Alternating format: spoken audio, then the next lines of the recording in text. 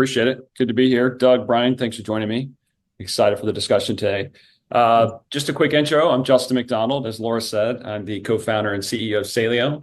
All about storytelling, all about demos. I've also been in SaaS for about 19 years. So love SaaS, love the demo, love to talk to thought leaders like Doug and Brian. So just a couple intros. I will say this is not your atypical go find a bunch of panelists and pick a topic.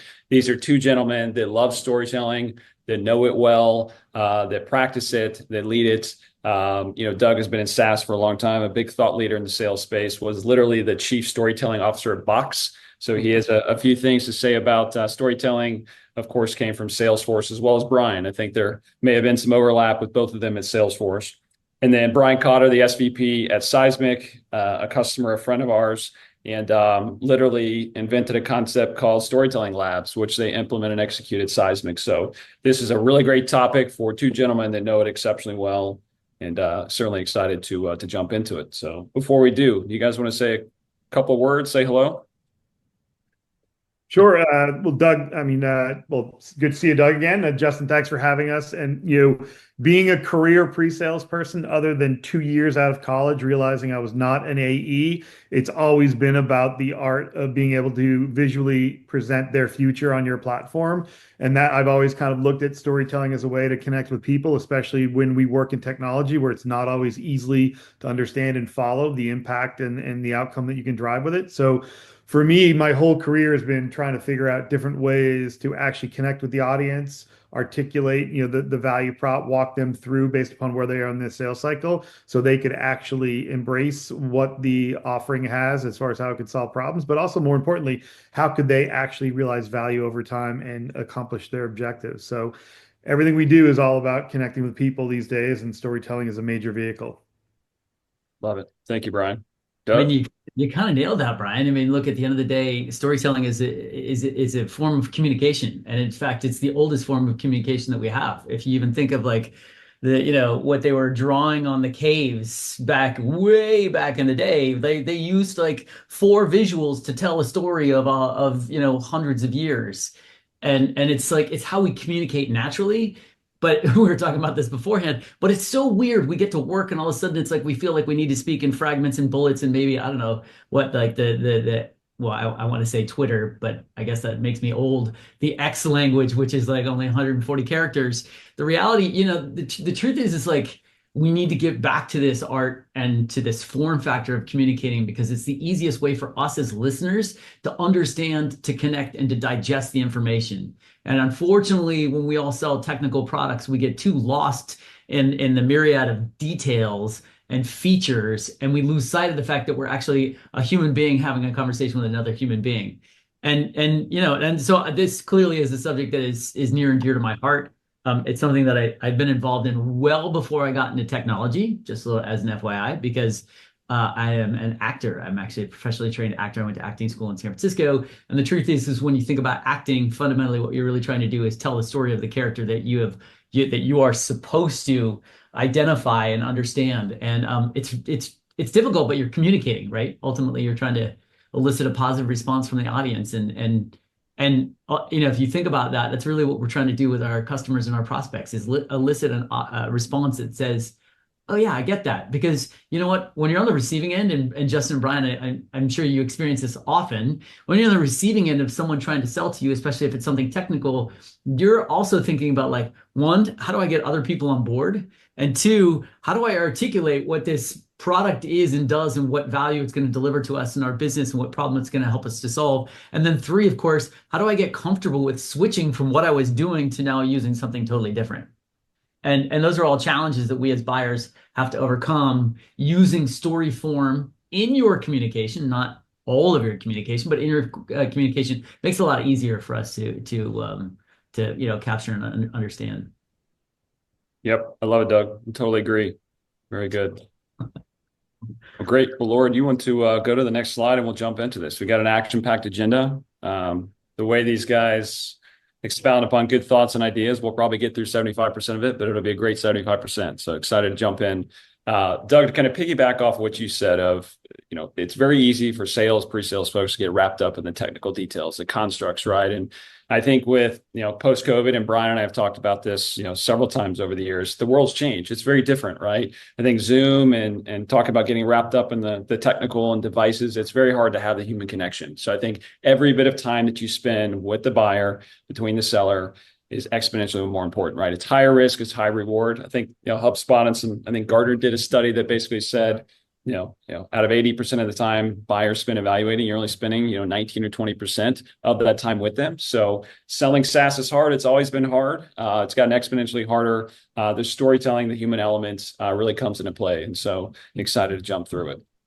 What's interesting, Justin, I'm curious. Well, Yeah. first of all, I'm super curious about the 5 decision makers in a deal. It feels like I feel like it's 11 to 20 now instead of just 5.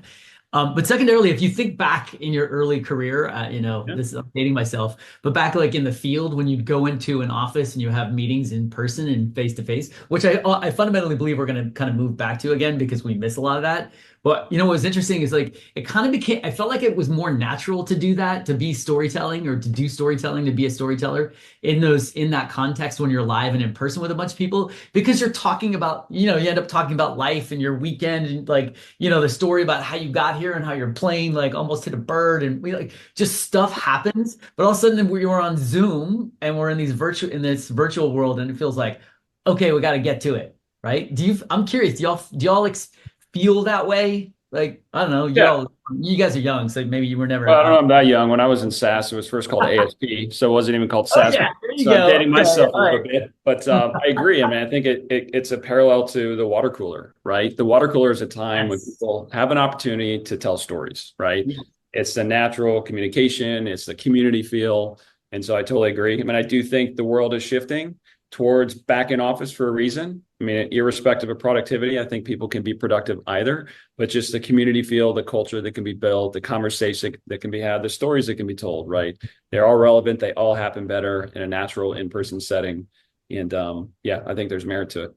There's, one of the things on that, going back to my 2 years of when I actually didn't do pre-sales, we were formally trained to walk into doctors and lawyers' offices and to look at the walls, look at what's in the room, figure out something that you could kind of connect with them, build that relationship. And it served me well over the years because you can create relationships by just seeing a picture of a sailboat and a raincoat and a waterproof bag, and the person's a sailor, whatever.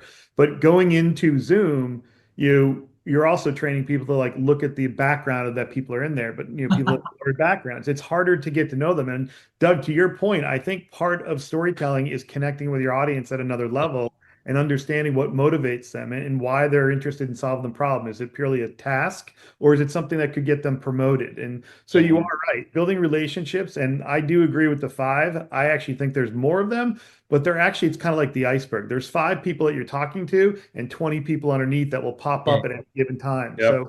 So, but I do agree, figuring out how to build relationships, whether you're in the room or out of the room, is a future that we all need to figure out how to address the right way, because that will help stories land better. Totally. Yeah. Sometimes it does feel like 11 or 12 influencers and people, speaking into the decision. But yes, cool. And you got to know who those people are. Yes, I totally agree. they matter. The stuff that's going on behind the scenes is actually more important and more valuable. Getting everybody just aligned on the problem itself, right? You could have the best demo in the world, you could have the best presentation in the world, you could have the best prospecting email in the world, but the reality is Justin, this, like you're CEO of a company. How many decisions do you make on a daily basis? And how often are you going through the reprioritization of those decisions? And what's more important is so critical. Like even just knowing that, like I think part of this kind of goes into the narrative piece that we're going to talk about here, but like just kind of knowing that Justin's the CEO of a fast growing early stage software company, I can build somewhat of a point of view or a perspective about his world. Right. And in that, I can also probably share some stories about other CEOs that I know that meet on a regular basis, because guess what? It's a super lonely job. Right. So I'm already kind of like inferring based on knowing what your world is like. I could be wrong, but based on that, based on knowing my audience, and knowing you, I can pull out some really interesting stories based on my own experience of starting a company and feeling like, days where I was like, I don't know who to talk to. So, I'm talking to, random people at coffee shops, just trying to get perspective because I can't talk to my board and I can't talk to my team because they all believe that I know what the hell I'm doing. Yeah, we can have a therapy session here too if you want. Right away from storytelling, but yeah, it's yeah, all salient points. Yeah, I would say, how many decisions do I make before 9 a.m.? And it's quite a few. So try to make them in the morning, the big ones. So Well, some people are better at night. that's true. That's true. Very good. All right, Laura. So next slide, and I think after this, we're going to stop doing slides and get into some really good content. I'll leave you all with some of this data here. I think it's very relevant. It's very accurate. I think one of the things I'll mention is that storytelling is not natural, right? It hasn't always been natural for me in the 19 years that I've been in SaaS. I think it's exponentially important today than it's ever been. And so I think just hearing from folks like Doug and Brian and what it looks like to get some repetition, get some best practices is critical for myself as a leader. For someone that's just starting out, you continue to use it day in and day out. I can't tell you the amount of stories and decisions that I try to make or to get buy-in, even in a leadership team at Saleo, where I'm doing it through the lens of a story, right? It will resonate more, it hits better, it gets perspective, it gets credibility. And so I think two of the themes that are near and dear to my heart that we'll kind of weave throughout today are, if you can tell a story through the lens of the customer, right? It's like the micro plot in a bigger story. It kind of moves it from fiction to nonfiction. It becomes very real for your buyers. So I think as we're thinking about stories, think about how can you actually tell the story through the lens of your actual customer, which I think really hits home. It adds a ton of credibility and relevancy for your audience or for your prospects. And then two, especially since we're all in software, right? I would argue most of the people on this webinar are selling software. When you look at the actual demo story, right, the data is the story, right? The UI can be pretty, the UX can look great, but when it comes to the actual story you're trying to tell, it's around the data. What's on the screen? What are the relevant pieces of terminology or localization or use cases that are relevant to your buyers? So anytime you're trying to tell a good story within the actual software demo, it has to come back to the data. And data is one of those terms that's thrown around left and right in software. You've got engagement data, you have measurement data, you have intent data, you have productivity data, you have win rates, right? So data can sound very ethereal at times, but when I say data, I mean the actual data that's in your product that allows you to communicate the correct story through the lens of the software. So a couple of things that are passionate for me as well as Saleo that we'll talk about today. I have a little quote when I do storytelling workshops, and it's similar to the last square here, which is facts fade, stories stick. I mean, just think about that. You know, when it comes to like things like elections, we're getting political. We'll stay away from that. But you know, the reality is we forget about all the stuff that people throw out there, whether we believe what to be true, who knows. But the reality is we understand the stories and from the experiences we're having, right? Maybe it's, you know, we went to a rally and we met people, or we had an experience there was a riot or whatever it may be, or maybe it's just like you remember when the election was actually over, where you were and how you celebrated, or different, you know, like that's what we remember. We don't remember all these like gorpy little details. This is important because here we're talking to a pre-sales community that y'all have a lot of facts and y'all have a lot of stats and y'all have, and Brian, I'm looking at you because, you know, like you're the king of this, not in a good way, not in a bad way. But like when you're talking about like really technical stuff, it's so easy to get just caught up in the details and the clicks rather than the story and the narrative and why it should matter. And I think it's like, I feel like oftentimes, especially when it comes to products, we get into this like, oh my gosh, I have to show everything because the product will sell itself, right? It's because it's so amazing. You've been drinking too much of your own champagne and you realize like, okay, cool. I only needed to see like two parts of this and what really matters is like, how is this all going to work in my world? And why should I make this change right now? And like, how do I actually sell this internally to the other, 20 people that we talked about earlier?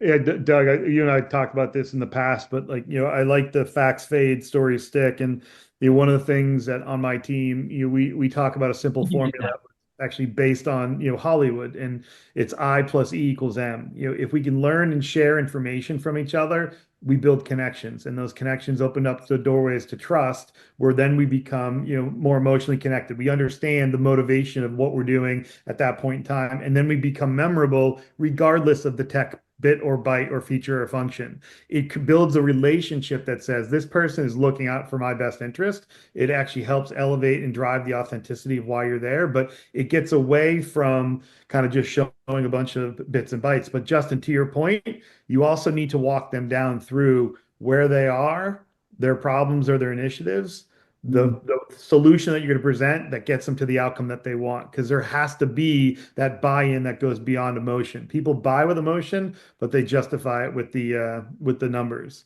And I think that's a critical part about software as a service or technical selling is not going purely down the technical wormhole because people are like, yep, and people might not sign the check. And that's what we need to do in sales. Stories that sell is what we're here about.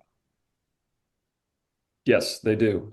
And even more so when they're authentic, genuine, and real, right? So moving on to kind of this next section, we've already stepped into why storytelling matters. Talk to me about the audience, because I feel like for me, when I'm walking into a room, the situational awareness, or even walking into a deal, understanding the audience, what makes them tick, what they care about, it's everything to telling the right story or knowing how to adapt correctly. So we'll love both of your thoughts on how the audience plays into great storytelling. I mean, it's kind of the first. Well, hold on a second. It is directly connected to probably one of the most important reasons why most people suck at telling stories. Is one, we're not really clear and I believe that. I fundamentally believe most people suck at telling stories, which is really sad because we think we do this well even at parties, but the reality is that we're at parties and we realize like, okay, you're that person in the corner that nobody wants to talk to because you ramble all the time and you never really know where you're going with your story. The reality is when you have to be really thoughtful about who you're telling the story to or who you're talking to, what matters to them. So be really thoughtful about your audience and make sure you've got a story that is relevant to your audience. But more importantly, be really, really clear about the point you're trying to make. And that point must be relevant to that audience person, to that audience member. Now, the challenge is, and Brian, I'm curious your thoughts on this, is like, what do you do when you've got a mixed audience? You've got a CEO, CFO, CTO, you've got some architects, you've got some, maybe you've just got some business analysts, you've got a whole bunch of people in the room. What story do you tell? How do you adjust when you've got multiple audience members in the room?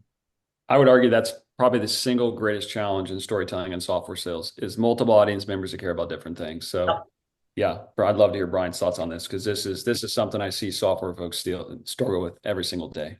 Totally. I laugh and I joke. We don't have enough time in the week to actually walk through this particular topic, but meaning it's a big one, and kind of just at the high level, like the values that we've instilled in our team, and Doug, I kind of have a modified version of the good old fashioned V2 moms, Yeah. kind of the value, the vision, the methods, the obstacles, the metrics or the measures, and the values are like know your team. We sell as a team. We need to go to battle together. Know your stuff. I talk about being unconsciously competent on your material, your customers, your segments. So you can do discovery, have conversations, and all your product stuff is back in the brain, but you're having a human conversation. And unconsciously competent is one of the four stages of adult learning theory. It just means that you don't have to think about what you know. And the next one is know your audience.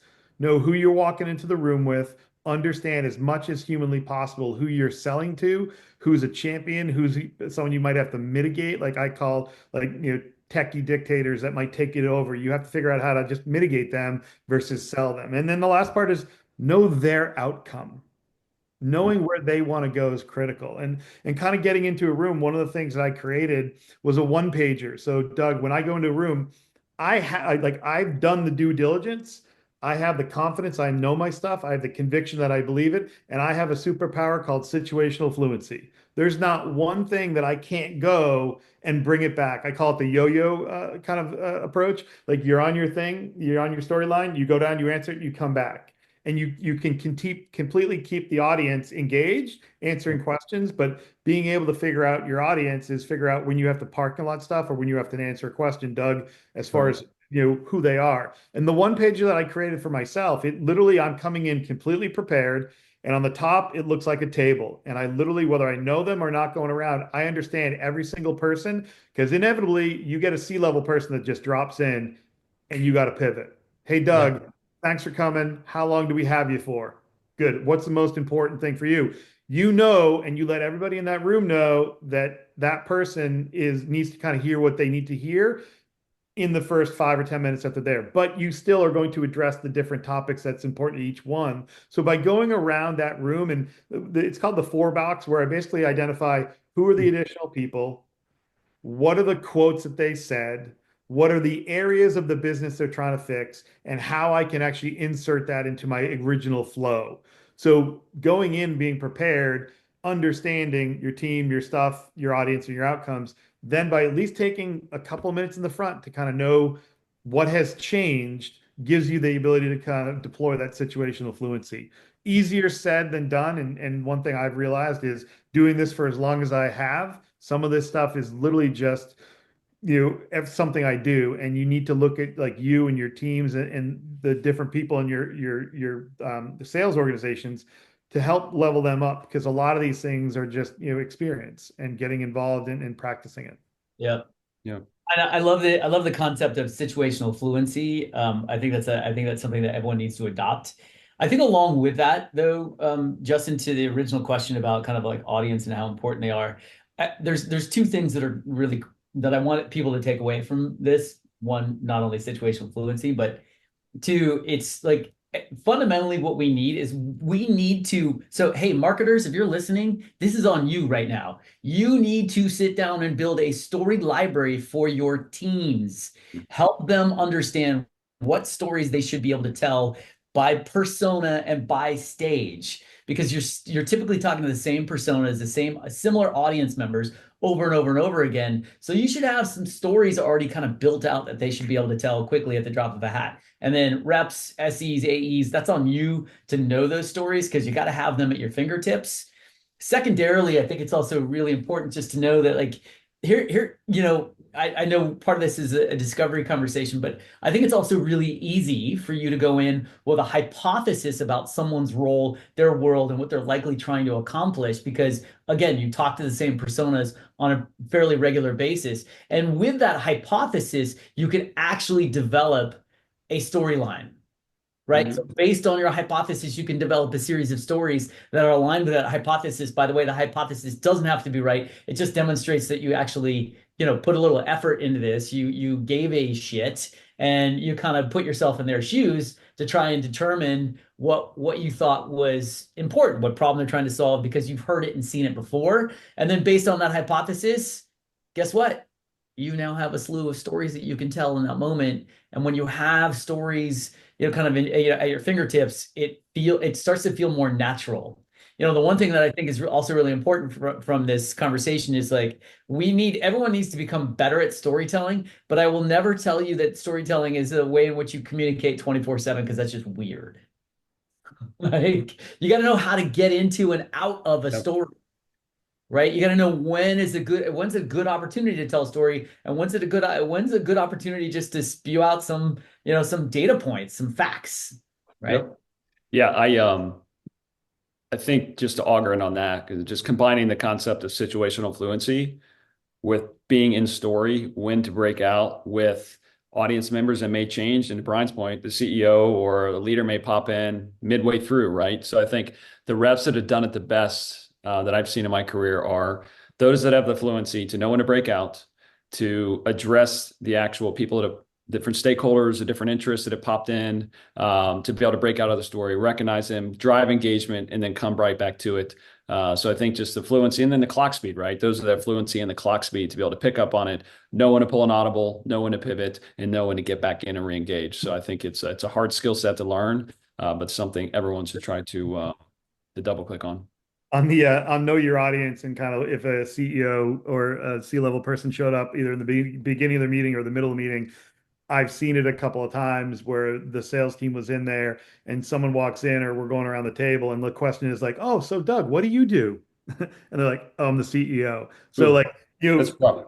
That's talking rough. about like first impression not really landing, like being unconsciously competent and like really for a pre-sales professional, not an AE, really demand that your AE gives you the full list of who's there and also the executive suite, because you need to be able to pivot in that moment, not only pivot to say, oh, I need to present this to a C-level person, but you need to know their name, like when they've been go in there well prepared. And I've seen a couple of meetings where it literally was like, oh, I'm the CEO, I'm the person that's going to sign the check, and the AE was like, uh-oh. So it's just really it's the nuanced part of this. It's the little things that make the biggest difference. But knowing your audience, I think, is more than just doing discovery with them. It's also understanding who's going to be part of that decision-making team and who could drop in at any given time.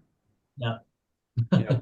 By the way, I've totally done that before. I'm like, so wait, sorry, what's your role? I'm like, Yeah. That's when you pull the old self-deprecating card and just back like, out. gosh, I'm like, you know what? To my credit, I didn't actually know what you look like. I know, so. Yeah. There you go.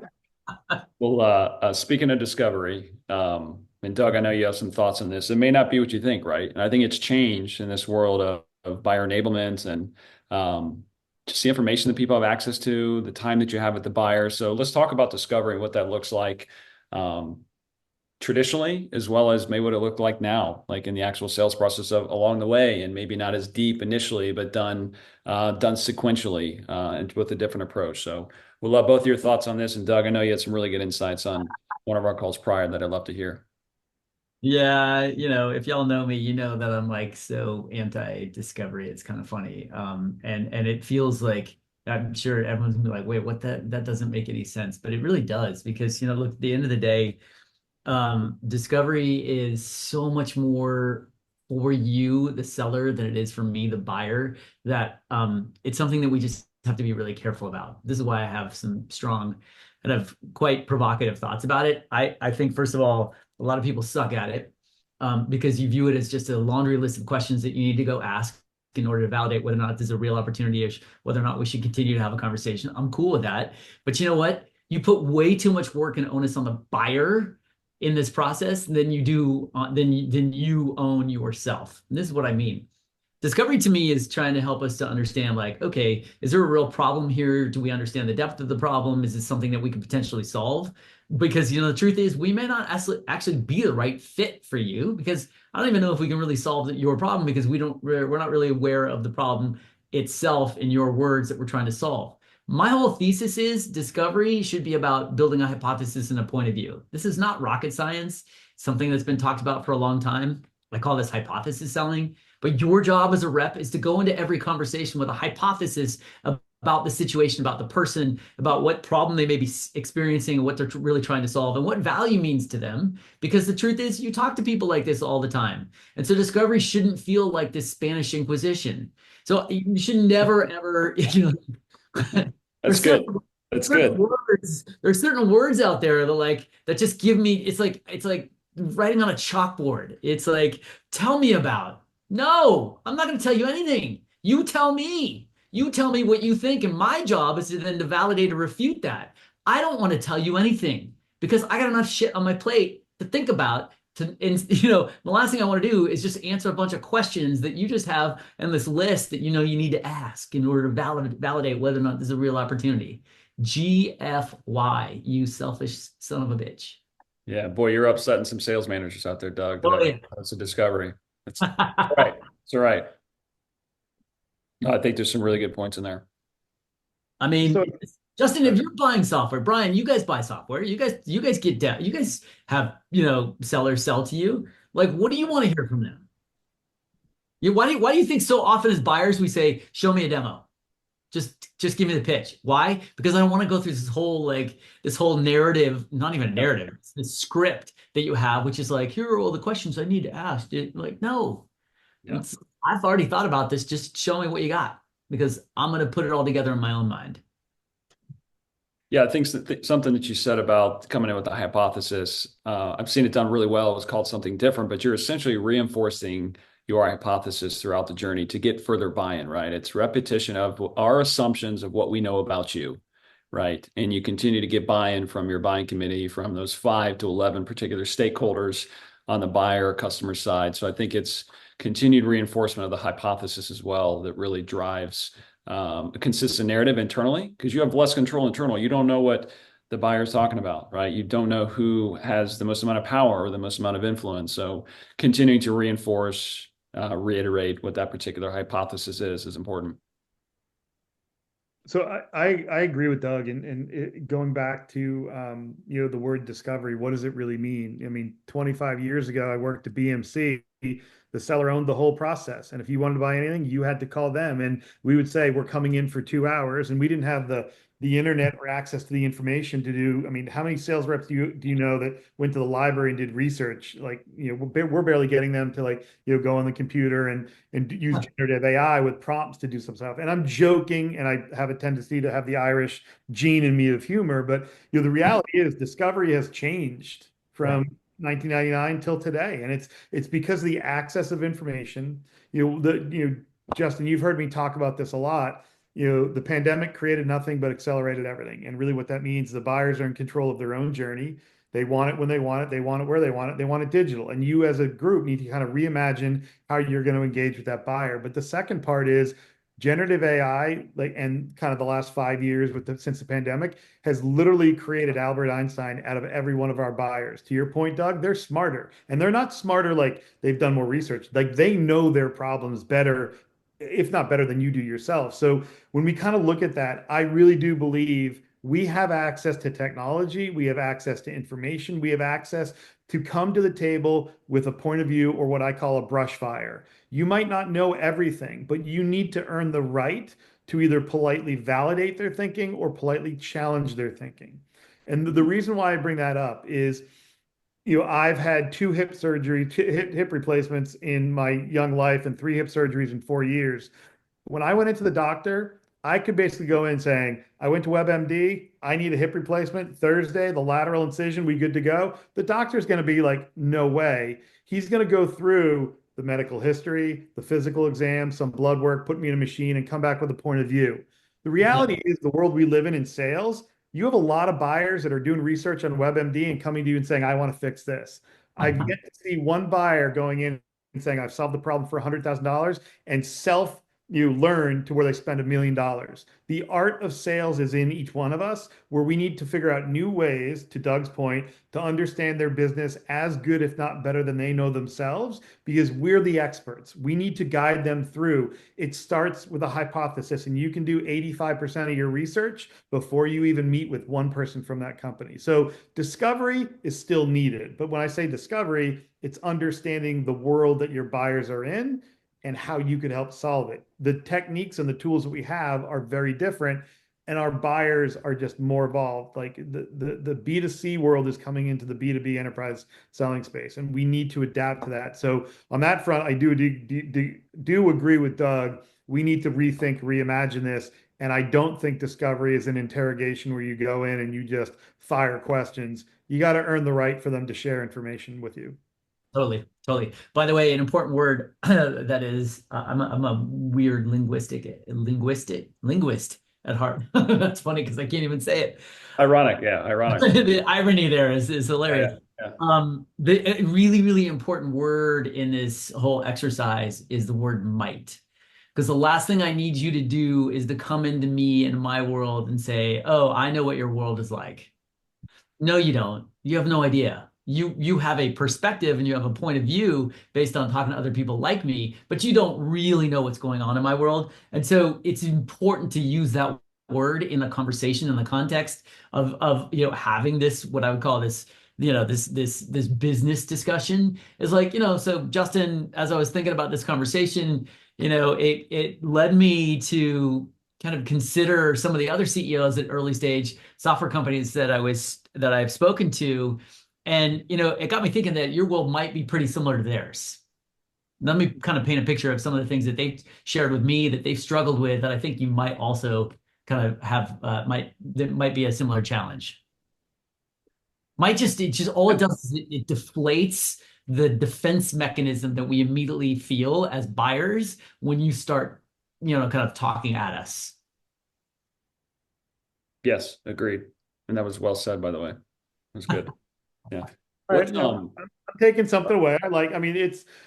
So Doug, the reason why I like that and why I love it is I'm very interested in like moderate endurance events. And it's not the first 97% that your body can actually do whatever you're doing. It's the last 3% that causes your mind to lean in. And something like that, the might, it's subtle, but yet it's so powerful and it unlocks a lot of things, especially if you can connect with someone that's coming in with their arms crossed, me like, nope, there's nothing you're going to teach me. And if Totally. they uncross their arms and lean in a little bit, by kind of coming in with a point of view and saying, well, you might be like these, we would like to learn a little bit more. Like you can physically see, and I think one of the questions here, like, how do you understand when someone's actually, changing or getting that story? They're like the physical nuances that we all have, they're tells like on a poker table. You know when people are getting interested and you know when they're not. And I think I'm just taking that away, Doug. I appreciate it. The might word, it's a small little thing you brought up, but it's very powerful if you can apply it in the right situation. Well, here's the other thing that it does too is, even telling a story, be like, this story might resonate with you, right? Okay, I don't know. I mean, it may or may not. I don't know. But what it does now is it empowers them to correct you. You know, as human beings, we also like to be right. Unfortunately, I hate that, but we do. We like to be right. And so if you're telling me something about my world that might be off, guess what? Yeah. It kind of you automatically give me permission to correct you. And in doing so now, I just learned so much information that I probably wouldn't have gotten before if I just asked you a straight question, point blank, direct to the point. And so it creates it just creates it reduces people's defense mechanism of like, oh, you're like, this is just bullshit. I got to go through this process again. And it's like, no, actually, you're almost there. And Yeah. I tell you, it's like this is also why whiteboarding is so fun because if you and I suck at drawing, but like get on the whiteboard and start mapping out what you think their world might be like, and then all of a sudden they're like, well, because you're like, it may be like this. I've done my homework and I've talked to people like you. I'm like, well, yeah, actually it is, but these things are different. You're like, oh, cool, come on out, draw it up. Yep. No, I couldn't agree more. And going back to the genesis of that question of it's reading the room, right? It's nothing worse than thinking you're right and it not resonating, right? So I think reading the room, gut check with the actual audience, and just a straight up question of, hey, does this aspect make sense? And maybe it's a portion of it does, or that did, or no, it's not. We're totally off base. Now you can pivot. Now you can move on, right? So I think reading the room, a gut check with the audience, just and it also provides participation, which if you're doing a Zoom meeting, if you're virtual, nothing beats engagement because it's very easy to multitask and drift off into Zoom land and surface 50 minutes later and not actually see what was discussed. Totally. So Yeah. It's harder on Zoom to do this, but Doug, I just want to kind of double down on the whiteboard. I've been doing this, pre-sales role for 23, 25 years. I've yet to have someone ever come up and grab my mouse on the demo and start clicking around. I can tell you, without a doubt, 1 in 10 people, when you're doing a whiteboard, will get up and actually grab the whiteboard and they'll actually start literally correcting you or drawing you. Discovery, or not discovery, coming in with a point of view and validating it, Doug, but doing it with a whiteboard, it's a lost art form that literally unlocks so much stuff. But then you leave there, not just with your notes, you leave there with a picture of their writing. And I think it's one of the things that I can't stand with the Zoom world we live in. That power is not as widely used because it's hard to do a whiteboard on a Zoom meeting. But if you are in a meeting, kind of like your might word, Doug, if you're in a real meeting, getting to know people, and you have the opportunity to come to a point of view, think about leveraging a whiteboard. It will get people talking and it will validate so much in a shorter amount of time. True. yeah, I was talking with a young SDR up and comer, good kid, and we were talking about doing whiteboard sessions and doing demos on site, and they're like, "Wait, people do demos on site? Like that's a thing?" So it took me back. That was the only way to do demos was on site. Yeah. So I love that. Your camera just I know it just got crazy on me. I don't know. That's Good looking keyboard though. I like it. yeah, my little anti-carpal tunnel syndrome keyboard. yeah, God, what happened to my camera? Hello, come back to me. That's I gotta- amazing. I Yeah, gotta- it's a fancy camera. the camera just got locked. That's right. We'll get it figured out. So while Doug's doing that, I know we talked about discovery and just some more pragmatic, tactical approaches. What Brian, what have you seen work well and I think honestly, when you're talking about changing how discovery done, it comes down to friction, right? There's too much friction in the sales cycle that the buyers or the prospects want to endure. So what are some tactics that you all have used or think are really good takeaways for the audience of how to maybe streamline discovery, discovery demo or disco demos, kind of do an all-in-one and learn along the way through the lens of the product? Like what's worked well? What can the audience take away? Um, well, the interesting thing is, to Doug's point, like, depending on who you're meeting with in the different stages, you're learning about the business as you're kind of going through the sales process. So, if the statistics are right, 83% of the time the buyers are alone, from Gartner, 17% of the time they're with vendors. And if there's 5 vendors to start off with, you have 3.4% of time to actually make an impression. So some of the things, like anything you can do to like preamble, Justin, you and I've talked about this, like educate them through some sort of experience, like interactive product tour, or sharing information depending on what communications that you're having, like somehow sharing your point of view when you're not with them. I mean, Doug, you kind of mentioned marketing. I think marketing needs to really make sure that they're starting. It's kind of like, onboarding for an employee starts the first call with the recruiter. Doesn't start when they're hired. Like Yeah. a customer is not a customer when they actually give you the money. Yes, technically by contract, but you're working on them to be a customer long before you're actually selling them or showing them anything. So Justin, any chance you can get where you can share information with them that they're interested in, that you can get some sort of feedback as you're in the early stages of qualification, I think is great. And I have a lot of deep thoughts about like that in the world we live in. I call it the consumerization of the B2B enterprise selling space. People want a B2C experience when they're buying $1 million of software. We need to take those learnings and apply it when they're shopping, when they're kicking the tires.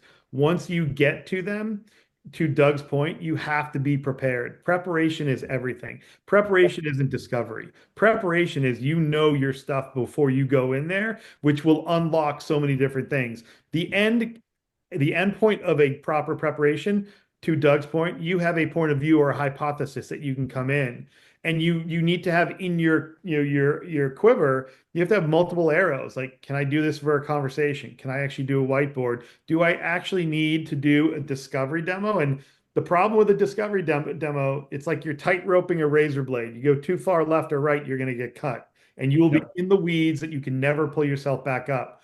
So you need to make sure, I hate the word harbor cruise, but you better have some sort of overview intro visual thing that you can walk customers through and give them the main points of what you want to show them to get them talking. Because if you're in a real product and the next thing you know, oh, what about that, you're 7 clicks down and you've lost the meeting. So basically preparation is everything.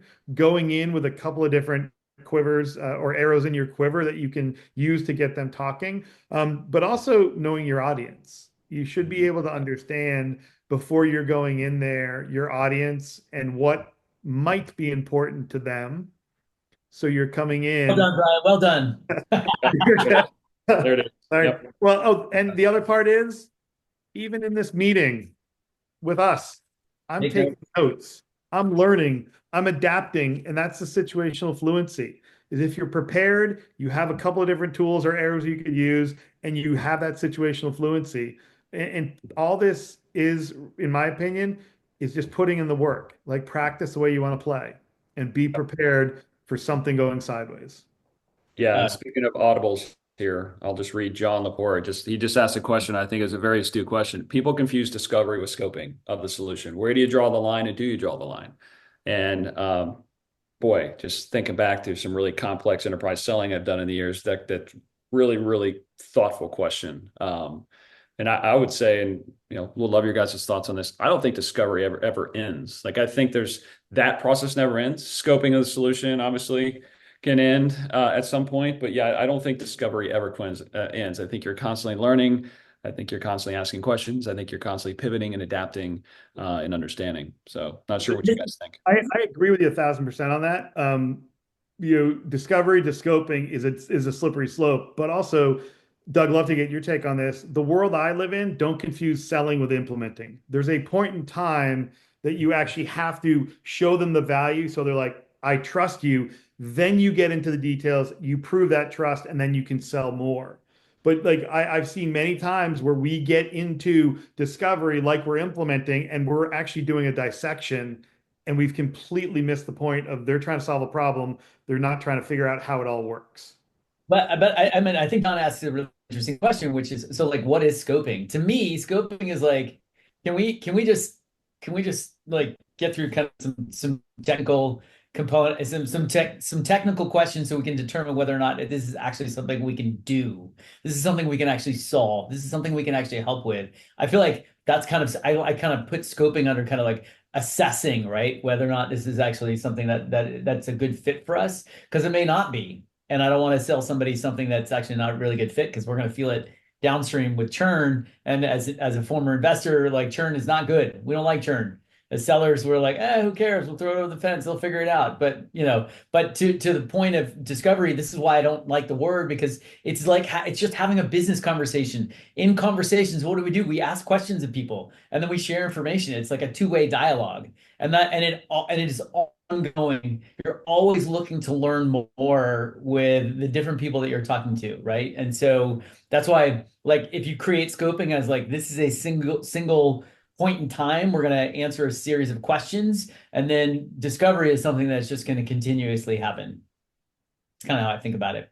Yeah, I agree, especially on the scoping. And it could be twofold. If someone has multiple SKUs, multiple product lines, the scoping could be determined which one's the best fit, or if a fit at all. So I think, or is it all of them, right, based upon the use case or needs across the org.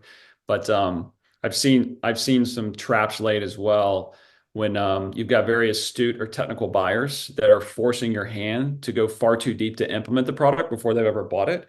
So knowing how to have really good storytelling to give them credibility and confidence that you know what you're doing. We'll get to this point with the implementation manager, with professional services. This is what this customer looked like. You look very similar to them. They're very successful. This is why they're successful, right? So I think it's very easy to implement the software, especially with highly technical buyers, before they've even bought, which is a trap. It is a good trap. It's a smart trap, to be honest. As a buyer, you're like, I'm just trying to throw you curveballs. How do you show up and respond? Okay. By the way, Most amount of money before I got to pay. Yeah. well, yeah, it's also a great opportunity to use story and to use narrative in the conversation. And look, even when you're scoping, you can tell a story. Even, and again, throughout discovery, you can tell a story. It's a matter of knowing when to get into and how to get out of a story, and looking for the signals. Look, to become a great storyteller, just like doing great discovery, I use this loosely, it first and foremost starts with listening. You have to listen.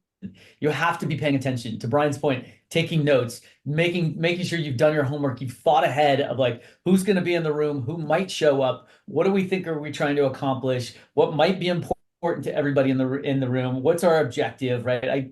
I have this whole process called purpose, plan, outcome. Like, what is the outcome that we're all trying to achieve from our time spent together? And when you have been thoughtful leading into the meeting, then you can also, my suggestion is, you also think about what stories you want to tell, and to whom and when. Like, we think about like what product we want to show, how we want to show that, what questions I want to ask. I want to challenge you all to think about like, what stories are you going to tell? Because it's that connective tissue that can pull together the questions you want to ask, and even the product that you want to show. It can easily connect all of that together and make things feel more, what I would call, like, natural and relevant to me, versus it feels like you're taking me through a process. Yep. Yeah, just to Doug's point, I 1,000% agree. It's like, I don't like giving people a list of 20 questions that they need to go do discovery on, because all it's going to be is an interrogation. And I'm also not a big fan of scripts. Like, I like guidelines, I like flows, I like narratives, but I don't like, on this screen I got to hit these 4 marks. Because if you teach an environment of memorize and regurgitate, all you're going to get is the same story over and over and over again, versus creating a way to internalize and make it your own. Like, hit this mark or hit that mark, or look for this problem or that problem or this outcome, or when a CEO says these things. It's more or less the business acumen, the vertical acumen, or the unique environment of the product you're selling and the problems you solve. it's less about the technology. The technology is the how we're gonna, like what we're going to do or how we're going to do it. Like I'm a big fan of Simon Sinek. People follow your why more than anything. And if you have that purpose, like why do you do this? Why are you going to buy? Why are you going to buy now? And why is this such a big problem? You're going to get to a more powerful story than if you get stuck in like what is it going to take to get the deal done, or how is the implementation going to go? And the mindset, the takeaway here is the AEs answer the why question. The SEs answer the what question, and the implementation answer the how question. Why are you going to buy? Why are you going to buy now? Why are you going to buy at that price point? It's a joint effort to get to the why. Because if you get the why right, then you can say, what is the problem you're having? This is what we might think the problem is, Doug. And this is what the solution might look like. And this is what we're going to do. And this is the outcome you should expect. And then to your point, Justin, about handing it down to the scoping, you then give all that information about the why and the what, and then the implementation team gets to answer the how. This is the roadmap of how you're going to be successful, how we're going to guide you through this. And it's just a mindset of a collective team that I call the 5 best friends. And that is part of knowing your team, the AE, the SC, engagement manager, CSM, and the value team member. And long ago, we didn't have value teams. We had ROI teams. But the point is, you collectively are going there as a team. And the more unified you are to that North Star, that why you're doing this, the better that experience is for the buyer. The more willing that they're going to be sharing, the more latitude you're going to get to craft some of those stories that may deviate from the main reason why you're there. So a lot to unpack there, but the why, the what, and the how are critically important for the way that we look at delivering something to our buyers, but also the way that we architect our teams to work together. Yeah. I think it was a beautiful layout of the construct of the different roles and then their purposes and objectives of the how, the what, the why, and kind of speak to storytelling takes a village, right? It really does. The interplay between the AE, the SE, implementation services. It's it's like revenue's a team sport. Storytelling it takes a village. So. Indeed, it does indeed. Well, and since we're talking about storytelling, can I add, by the way, Brian, I love that why, what, and how, and who owns what piece of it. That is so great. If you're a team of one, you're at an early stage software company like, Saleo, then you gotta own the why, the what, and the how, and it's kind of tough. But that construct is a really great way to think about what is it you need to accomplish in each of your conversations. Oftentimes, unfortunately, when we work at technology companies, we tend to focus too much on the what and the how. Here's what we do and here's how we do it. And we forget a lot about the why. So if you want to become a better storyteller, I'm going to leave you with a couple of tips here as we have a handful of minutes here. First and foremost, I want you to be really, really clear about the point you're trying to make with every story. And it has to be relevant to the audience member that you're telling the story to. Secondly, you got to understand the structure and the construct of what a great story is. And Justin mentioned this before in the beginning, but at the end of the day, you've got to practice this muscle. You suck at storytelling. All of you do. I'm not going to lie. Benioff is a great storyteller because he practices like crazy. Aaron Levy practices like crazy. Obama practices like crazy. I don't care who your favorite storyteller is. They practice like crazy. And they also understand what makes a great story. Well, what does make a great story? Well, first and foremost, you have the most important element is you've got context to the story. So that's a setting and a place.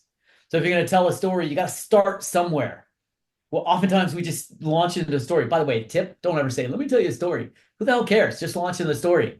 But first thing, you gotta have a setting, right? And so it's like, is that setting right now? Is this something that happened to you an hour ago? Is this something that might happen in the future? Where's that setting? Because that's what sets the journey, right? That's why, Star Wars, long time ago, a galaxy far, far away, right? If you look at any story, there's a setting, and oftentimes they go backwards. That's a different, that's like, we start today, but we're going to take you backwards and how we got here. So there's a setting, there's characters. So who are the characters in the story? Is it a story about you? Is it a story about Justin? Is it a story about Brian? Is it a story about all three of us? Is it a story about somebody else? Right? And then there's usually in the story an oh shit moment. So I call it an oh shit moment. It could be a good thing, by the way. It could be like this amazing thing happened. And then from there is some sort of resolution in the construct of the story, right? So it's pretty straightforward. It's like, okay, so when someone's telling a story, I want you to stop and ask yourself, first question, when someone's telling you a story, stop the story and be like, cool, what was the point of that story? I want to tell you what I thought the point of the story was. This is a great exercise to do. Just have story time in your team meetings. Someone tell a customer story. Be like, cool, what was the point of the story? I'm willing to bet if you take one customer of all of yours and you have everybody tell a story, you're going to get like 8 different points. And it's like, all right, well, maybe that you can do that with a story, but just be really clear. Like, if you tell it this way, then the point of the story is all about implementation. If I tell it this way and I focus on a different character in a different situation, well, then the story is more about, problem solving, whatever it may be, right? So exercise, get used to calling out what you think the point of the story is. And if you're telling a story and you got an important one to tell, go practice it with somebody and ask them, like, what do you think the point of the story was? And you'll learn really quickly whether or not you're actually any good at what you're doing. And then also be really clear about, like, who are the characters, what's their situation, where's the context, what's my setting. And then, oh, by the way, every story has to have an end, has to have an outcome.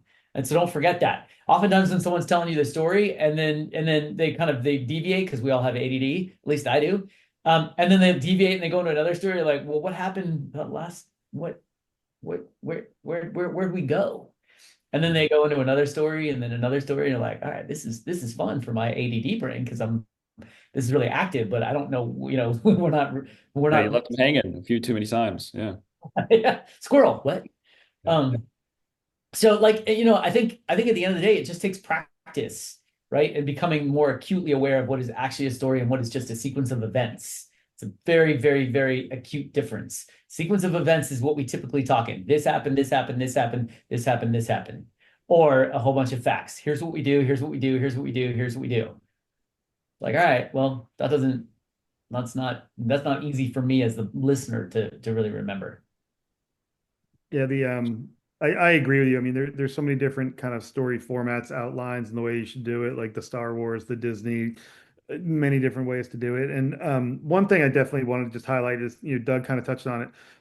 You never stop learning. I mean, like learning for your customers or your buyers, but also learning for different ways that you can actually get more information from them. Like 25 years ago, generative AI didn't exist. Now I can do 80% of most of my work, but like in research just by having the right prompts. But now I have to learn how to like engineer prompts. So like the world we live in, you can get access to more information if you figure out how to unlock those secret areas. And that's why I never stop learning. In tying together kind of what you just said, Doug, the thing that we kind of work on is framework, flow, and flash. Once you've done your uncovering, you have a point of view, what is your framework? And I just view it as like an outline of a thesis in high school or college. You got a problem statement, you got some points, you're going to deep dive and you're going to wrap it up. In your mind, you have to think about it like a movie trailer. You have a journey that you want them to go through. Then we go to flow. What is the narrative that's easy to follow, easy to consume, and they can see their future on your platform? But the key part of everything, and Doug, you made this comment, the flash. What are the 3 to 5 memorable moments that you need to leave with them so they sell on your behalf when you're gone? If you don't land that plane at the end of any meeting, and when I say every meeting, I mean every meeting, because in every meeting, there's only 3 ultimate outcomes: decrease wallet share, running flat, or increase wallet share. You have a 33% chance to land one point that someone says to someone else, like, you got to look at these guys. And the framework, flow, and flash gives us structure about the outline, the framing, literally the flow, the narrative, and the flash is why they're going to buy from you. And if you do it right, they will sell on your behalf when you're gone. Framework, flow, and flash. I love You that. guys dropping some serious pragmatic advice. So this is good. All this is trademark, Doug, just to let you know. Yeah. That was awesome. We'll end on that because I'm not even going to try to come over top of you guys. It was a fantastic way to end it. I have a feeling there may be some follow-up discussion and or a few blog posts from all the nuggets that you guys dropped. So can't thank you enough for joining. What a great layout of storytelling and some just amazing knowledge that's shared. So I'll let Laura pop in, just kind of get some further instructions, but super appreciate you guys' time, your friendship, and what a great session. Of course. Thanks. Yes, thank you for joining us again today, Brian, Doug, Justin. We really appreciate the insight and expertise you shared with all of us.